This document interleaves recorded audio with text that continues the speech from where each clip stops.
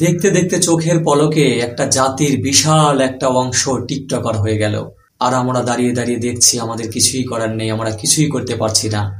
আমাদের সন্তান, আমাদের ছেলেমেয়েরাও একই দিকে যাচ্ছে। একটা বিষয় চিন্তা করুন, একটা জাতিকে যখন আপনি ধ্বংস করে দিতে চান, একটা জাতির মেরুদণ্ডকে যখন আপনি ভেঙে দিতে চান, তখন সর্বপ্রথম দরকার সেই দেশের শিক্ষা ব্যবস্থাকে ধ্বংস করে দেওয়া, সেই জাতির ভিতরে একটা অশ্লীলতা ঢুকিয়ে দেওয়া, একটা ভুল কিছু ঢুকিয়ে দেওয়া। আর আমাদের মধ্যে সেই ভুল কিছুই চলে এসেছে, আর আমরা সেগুলো সাদরে গ্রহণ করেছি। সবাই রংধনুর ৭টি রঙে নিজের চুলকে সাজাচ্ছে।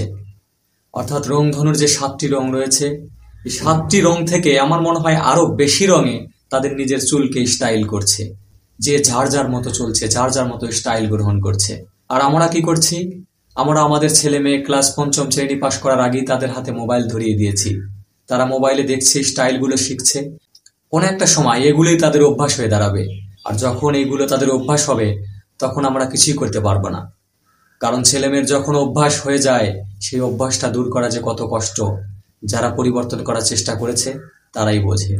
সুতরাং আমাদের প্রত্যেকটা মানুষের খেয়াল করা উচিত, আমাদের পরবর্তী প্রজন্মকে গড়ে তোলার জন্য আমাদের পরবর্তী প্রজন্ম কোথায় যাচ্ছে, আমাদের পরবর্তী প্রজন্ম কি শিখছে, প্রত্যেকটা বিষয়ে নজর রাখা উচিত। একবার যদি তার এগুলো অভ্যাস হয়ে যায়, এবং এই অভ্যাসগুলো একসময় তার আচরণ হয়ে যাবে, এবং এই আচরণ মৃত্যুর আগ পর্যন্ত আর চেঞ্জ করা সম্ভব হবে না।